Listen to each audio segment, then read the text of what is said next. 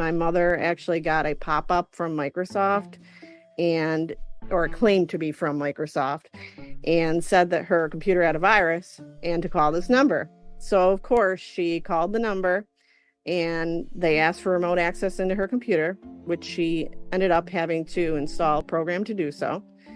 And essentially she allowed access in there, and they started peeking around and, looking at her passwords and asking for her bank information. And that's where she became suspicious and was like, whoa, wait a minute, that doesn't seem right, and she hung up, and then she called me.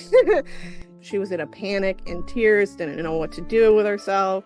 So, I was able to essentially look over her computer and, remove any programs that were installed by the scammer, scan for, any type of viruses or malware, and have her change all her, information, including passwords. The first one that comes to mind, and sort of in alignment with, the season, for fantasy football, I know someone who put football123 as their password. And I forget if it was ESPN or Yahoo Sports or which application they were using, but the site said that it was a strong password. And that made me want to throw up.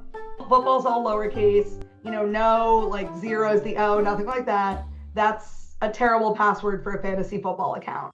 If you have social media accounts and you post a lot, don't make your password something that you post about, because that's super, super easy to guess. Like if you have a very popular account about your cat, don't put your cat's name and their birthday when you celebrate it every year as the password. It was like on Cornell's campus in Ithaca. It was a beautiful sunny day. I think I was walking between meetings, and I got a call from my dad. So I was like, "Oh, hey, Dad, how's it going?" He's like, "Hey, good. Where are you?" And I said, "Well, I'm at work." And he said, "You're not in Peru?" I was like, "No, not the last I checked."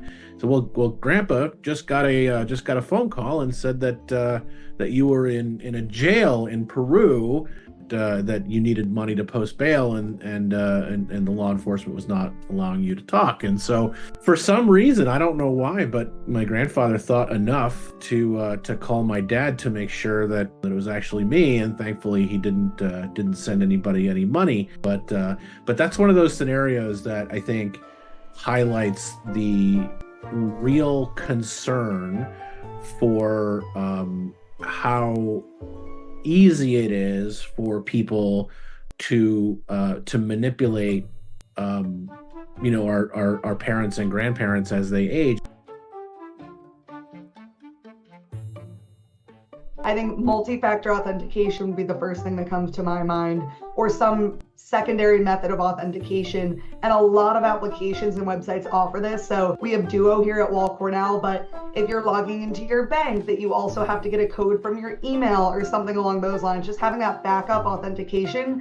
I've seen a few times I've gotten emails saying someone's trying to log into my Facebook account, but luckily they can't get in because I have multi-factor set up so that I need to go through my email in order to log in. Think before you click. I think that's the biggest one for me. There is actually a statistic out there from the Cybersecurity and Infrastructure Security Agency, CISA, that states that over 90% of cyber attacks start with a phishing email. So with that in mind, when you get an email that you're not quite sure about, it may have a suspicious link or an attachment. Think about if you were expecting it. Think about, the time it's coming in. Think about if it's a sender that you normally would hear from.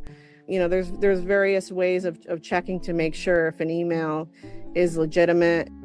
I think the thing that I would encourage everybody to do is realize that urgency is the enemy here.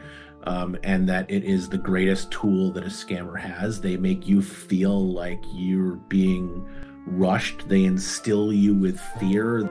I think the greatest thing to do is to take a breath, think about the scenario in front of you, talk to the people that are closest to you. The less that we stigmatize these kinds of mistakes and the quicker that people bring them to our attention, the faster we can help and the more that we can mitigate any sort of damage that's done. Sometimes it's too late and, that's okay. But we have to we have to analyze every scenario individually. Each sort of compromise or breach is different, and so the sooner that we learn about it, the quicker we can help.